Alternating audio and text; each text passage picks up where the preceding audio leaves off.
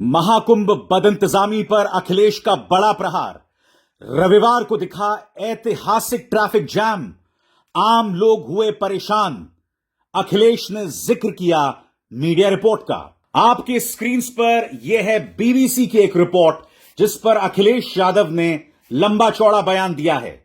अखिलेश कह रहे हैं प्रयागराज में चतुर्दिक जाम की वजह से न तो खाने पीने के लिए खाद्यान्न है और सब्जी मसाले उपलब्ध हो पा रहे हैं, ना ही दवाई, ना पेट्रोल डीजल।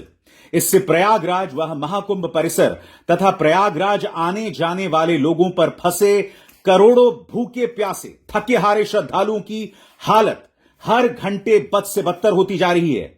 यह एक अति गंभीर स्थिति है। देखते हैं बीबीसी की वो रिपोर्ट जिसका जिक्र अखिलेश यादव कर रहे हैं। जनता सब परेशान हो रही है, ना गाड़ी मिल रही ना घोड़े मिल रहे। 100-500 रुपए लोग मोटरसाइकिल वाले मांग रहे हैं। आप कितना पैदल चल के आ रहे हैं? हम जो 20 किलोमीटर पैदल चल के आ रहे हैं। हम पढ़े लिखे नालायक है। माता पिता एक गिलास पानी देते हैं जीवित में, माता पिता की बात नहीं सुनते हैं और हम यहाँ कुंभ नहाने आए हैं। अभी चोट लग जाएगा तो क्या करोगे? बंद कर दो, बंद कर दो। बहुत भीड़ है सुबह से। आप ये देखिए पीछे लगातार लोगों का सैलाब जो है कुंभ में उमड़ना जारी है। आपका स्नान हो गया?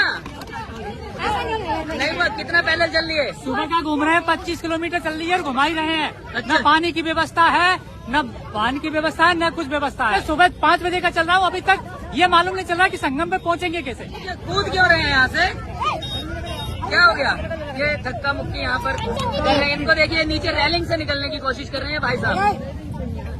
ये रेलिंग से निकल के आई हैं और किसी तरीके से अपना झोला पकड़ना चाह रहे हैं। ये देखिए सब चीज घेर कर रखने अच्छे लोग दौड़े दौड़े परेशान हो गई है। तो 100 पाइनो ने लोग पिल के रखनी थे। अहाँ चौकीदारी करे छे कथी ला? खुद को कहाँ कमाई छियै? इतना बेचैन है। रास्ता एक दिए हैं आदमी, यहाँ लाखों आदमी एक साथ गुजर रहे हैं। किधर किधर से जाएंगे? बताओ भाई। रास्ता बंद किए हैं तो क्या इधर पब्लिक को भेज रहे हैं? बताइए आप लोग। पब्लिक परेशान है, हम लोग आज परेशान सही परेशान हो गए हैं सब। रविवार को महाकुंभ से होश उड़ा देने वाली तस्वीरें सामने उभर कर आ रही हैं। आपके सामने देखिए दोस्तों किस तरह का जाम लगा हुआ है। लोग बेहाल, लोग परेशान। इस तरह की बदहाली जहां पर ट्रैफिक जैम किलोमीटर नहीं सैकड़ों किलोमीटर दिखाई दिया। प्रशासन की बदइंतजामी साफ तौर पर दिखाई दे रही है।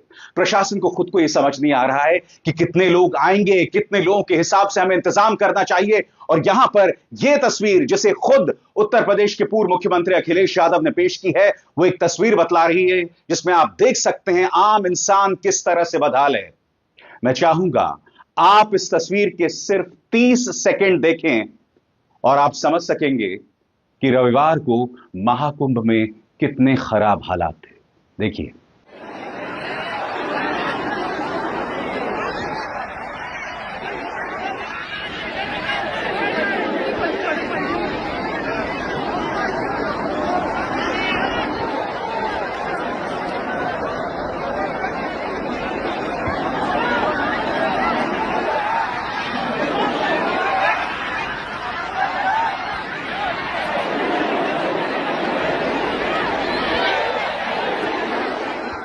अखिलेश यादव ने अपने बयान में कहा है कि आपातकालीन स्थिति को बहाल किया जाए। बड़ा प्रश्न यहां पर यह दोस्तों, प्रशासन अपनी तरफ से तो कह रहा है कि 40 करोड़ लोग आ गए, 43 करोड़ लोग आ गए। सवाल यह कि क्या आपने उसके हिसाब से इंतजामात किए? महाकुंभ में एक बड़ा हादसा हो चुका है जिसमें कई आंकड़ों के मुताबिक कम से कम 80 लोग मारे गए हैं, मगर सरकार उस आंकड़े को ही स्वीकार नहीं कर रहा है। महाकुंभ में अब तक 3 आग लग चुकी है। 3 बार आग लग चुकी है दोस्तों। सिलेंडर फट चुके हैं। यह सब हो रहा है, मगर प्रशासन अपनी तरफ से क्या कर रहा है? प्रशासन अपनी तरफ से साजिश की बात कर रहा है, कॉन्स्पिरेसी थ्योरी की बात कर रहा है। शुक्र है कि महाकुंभ में मुसलमानों को घुसने की इजाजत नहीं है।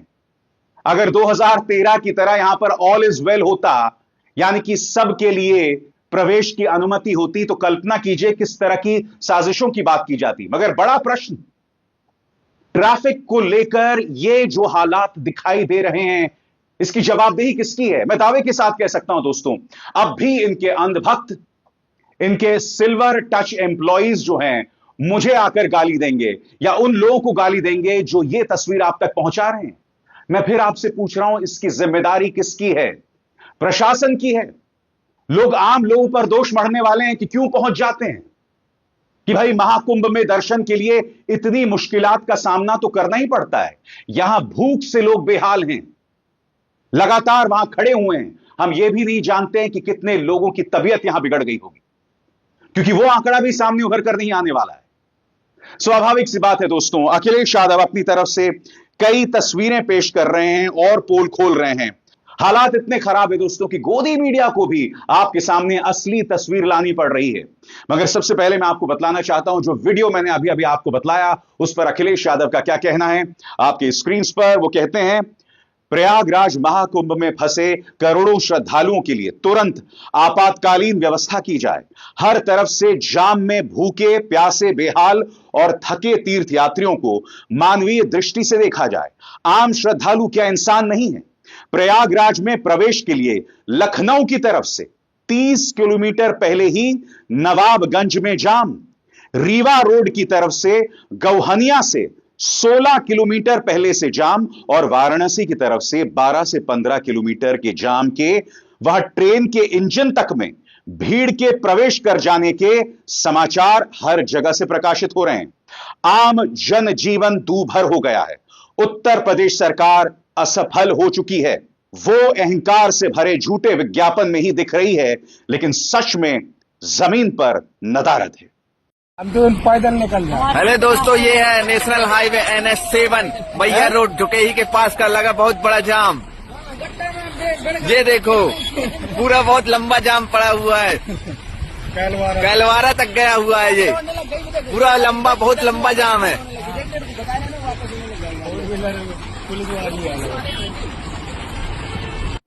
मुझे बताइए, अखिलेश ने जो बात कही उसमें क्या गलत है?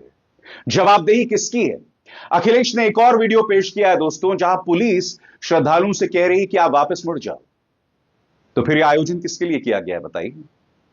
मैं आपको एक वीडियो दिखाना चाहता हूं जिसका जिक्र अखिलेश यादव ने किया है। यह वीडियो देखिए, खुद समझिए कि हालात पर काबू पाने में खुद पुलिस कितनी बेबस है। देखिए, आप सब लोगों को एक प्रकार से सूचना देने के लिए खड़े हुए हैं कि एक बार अपना पुनः मन बना लीजिए और कोशिश करिए कि घर वापस चले जाइए।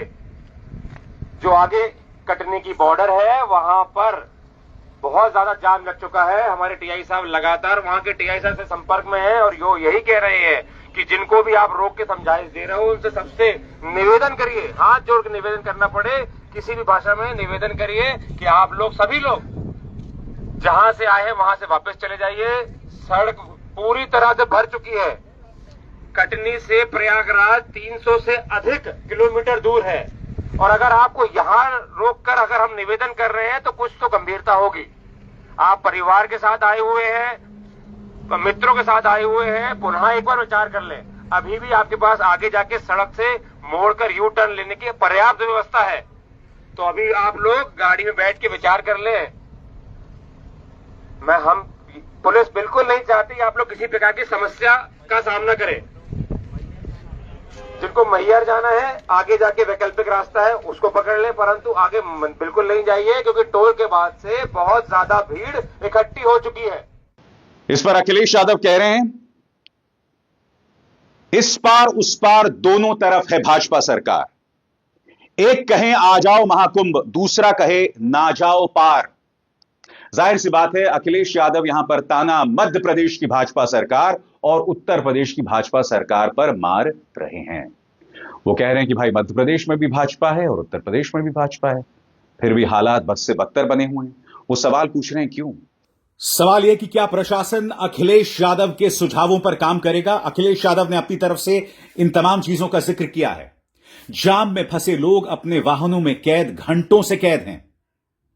रोजमर्रा की जरूरतों के लिए महिलाओं तक के लिए कोई स्थान नहीं है। जो लोग रास्तों में बेसुध हो रहे हैं उनकी देखभाल का कोई इंतजाम नहीं है। श्रद्धालुओं के मोबाइल फोन की बैटरी खत्म हो गई है, जिससे उनका अपने लोगों से संपर्क टूट गया है। संपर्क और सूचना के अभाव में लोगों में बेचैनी बढ़ गई है। हालातों पर काबू पाने के लिए कोई जिम्मेदार मंत्री या व्यक्ति नहीं दिखाई दे रहा है। मुख्यमंत्री तो पूरी तरह से नाकाम साबित हो ही चुके हैं। साथ ही प्रयागराज से संबंधित उप मुख्यमंत्री और कोई जाने माने मंत्रीगण नदारद हैं। जिन्हें जनता के बीच होना चाहिए था वो घरों में बैठे हैं। जो सिपाही, चतुर्थ श्रेणी के कर्मचारी या सफाई कर्मी दिन रात निष्ठापूर्वक भूखे प्यासे डटे हैं, उनके भोजन पानी की कोई व्यवस्था दिखाई नहीं दे रही है। अधिकारी कमरे में बैठकर आदेश तो दे रहे हैं, लेकिन जमीन पर नहीं उतर रहे। क्या अखिलेश के इस बयान के बाद उन्हें धर्म विरोधी, सनातन विरोधी करार देंगे मुख्यमंत्री आदित्यनाथ? मैं फिर आपसे पूछना चाहता हूं दोस्तों, ये जो हालात दिखाई दे रहे हैं, इसके लिए जिम्मेदार कौन है बताइए? 3 बार आग लग चुकी है, जिम्मेदार कौन है? कोई जवाबदेही नहीं है।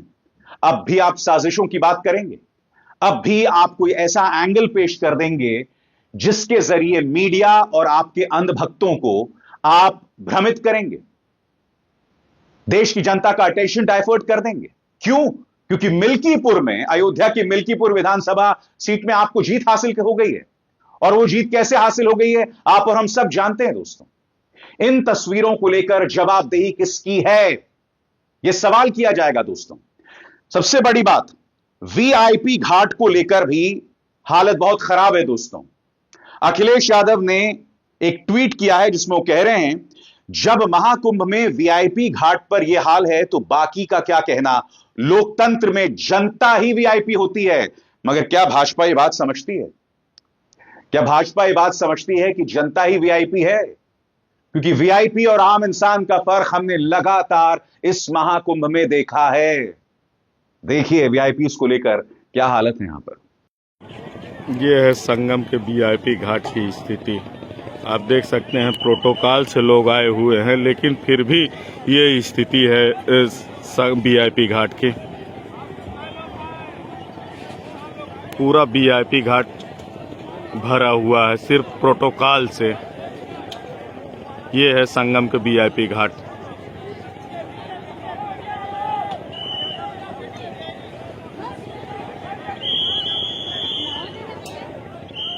सबसे बड़ी बात दोस्तों, वीआईपी घाट के ये हालात हैं। आम इंसान इस बदतर हालात में फंसा हुआ है। वो तस्वीर जो कार्यक्रम की शुरुआत में मैंने आपको दिखाई थी, सिहरन पैदा करने वाली ये तस्वीर है दोस्तों। मैं फिर आपसे पूछना चाहता हूं, इसकी जवाबदेही किसकी है? ये बेसिक प्लानिंग की बात है। ये प्लानिंग क्यों नहीं की गई? आपने पहले से ही दिशा निर्देश क्यों नहीं जारी किए? और ये हम शुरू से देख रहे हैं दोस्तों। ये अहंकार नहीं तो क्या है? कई बार हमने देखा कि लोग डुबकी लगाने पहुंच जाते हैं, मगर फिर उन्हें पुल पार नहीं करने दिया जाता। ये शुरू में हमने लगातार आपको दिखलाया था। प्रशासन चाहता तो दिशा निर्देश दे सकता था शुरू से, मगर जब आप बेसिक प्लानिंग नहीं करते हैं तब यह नहीं होता है। अब यह बताइए ना, टोल्स में टोल मुक्त कर देना चाहिए। अखिलेश यादव भी यही मांग कर रहे हैं कि आपको टोल मुक्त कर देना चाहिए। इतनी लंबी गाड़ियां, इतना लंबा जाम, 15-15, 20-20 किलोमीटर का लंबा जाम लगा हुआ है चारों तरफ से। यानी कि प्रयागराज को आने वाली जो तमाम सड़कें हैं, चारों तरफ से, हर तरफ से जाम लगा हुआ है। और टोल मुक्त क्यों नहीं किया गया है? आप जानते हैं जब हालात इतने खराब हैं तो ये बेसिक प्लानिंग होती है कि आपको टोल मुक्त कर देना चाहिए, मगर ऐसा क्यों नहीं किया गया? हालात इतने खराब है कि गोदी मीडिया को भी इस पर आपके सामने हकीकत लानी पड़ रही है। एनडीटीवी इस बारे में क्या कहता है आपके स्क्रीन पर? महाकुंभ मेले में अनुमान से अधिक संख्या में श्रद्धालुओं के पहुंचने से प्रयागराज की चारों दिशाओं से आने वाले मार्गों पर लंबा जाम लग गया है। स्टेशन के बाहर अधिक भीड़ होने के कारण प्रयागराज संगम रेलवे स्टेशन बंद कर दिया गया है। जाम को देखते हुए प्रशासन लगातार लोगों से अपील कर रहा है कि वो 15 फरवरी के बाद ही महाकुंभ आए। तो यह सब पहले नहीं हो सकता था। आप सिर्फ आंकड़ों के साथ खेलना चाहते हैं कि भाई 43 करोड़ आ गए, 40 करोड़ आ गए, 50 करोड़ आ जाएंगे। आप ये आंकड़ों का खेल खेलना चाहते हैं ताकि आप विज्ञापनों के जरिए ये तमाम चीजें बतला सकें। मगर क्या इन आंकड़ों में, इन तस्वीरों की कोई जवाबदेही है कि लोग किस तरह से जाम में फंसे हुए हैं? या फिर वो तस्वीरें जिसमें लोग मारे गए थे? या फिर वो तस्वीरें जहां प्रयागराज के आसमान पर इस तरह से धुआं छाया हुआ था क्योंकि तीसरी बार आग लगी है? इन आंकड़ों के बारे में आपका क्या कहना है? मैं आपको बतलाना चाहता हूं, हालात इतने खराब हैं कि इस बारे में क्या कहा जा रहा है इस पर गौर कीजिएगा और इसे मेरी तरफ से एक सलाह भी मानिएगा। प्रशासन कह रहा है आप 15 फरवरी के बाद आए, प्रशासन की बात सुनिए। क्योंकि प्रशासन अगर अब जाकर अपनी गलती स्वीकार कर रहा है कि हमने ठीक से प्लानिंग नहीं की तो ठीक है, मगर आप वहां जाकर खुद को परेशान मत कीजिए। हम क्यों जाते हैं महाकुंभ में, हम क्यों जाते हैं धार्मिक उत्सवों में? आध्यात्म के लिए, मन के सुकून के लिए। खुद को इस तरह से परेशान क्यों करना, वो भी प्रशासनिक बदइंतजामी की वजह से। सबसे बड़ी बात, धीरेन्द्र शास्त्री मत बनिए। लोग मारे जाते हैं तो यह व्यक्ति कहता है इन लोगों को मोक्ष मिला, नहीं। खुद को प्रशासनिक बदइंतजामी का शहीद मत बनाइए।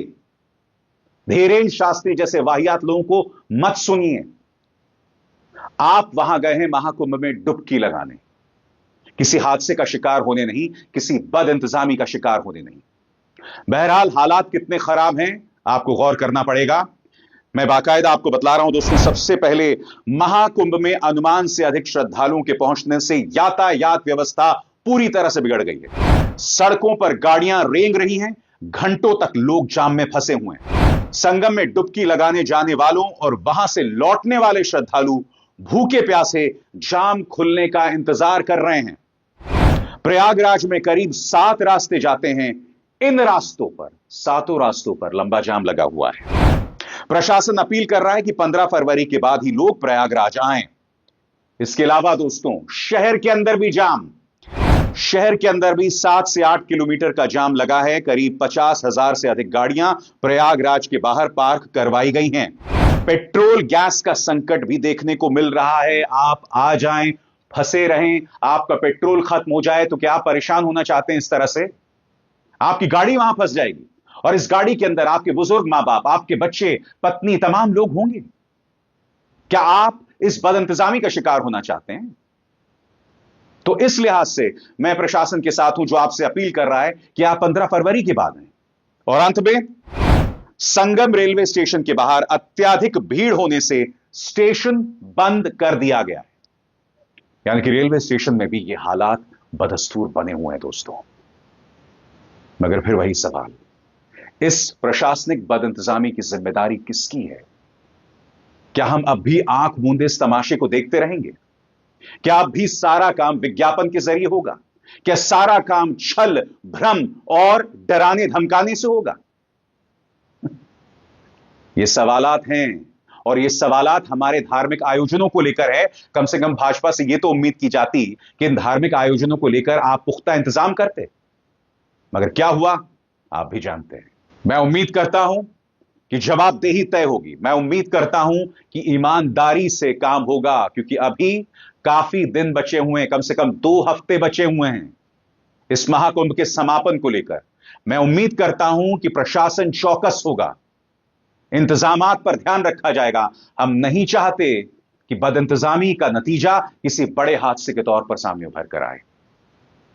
अभिसार शर्मा को दीजिए इजाजत। नमस्कार।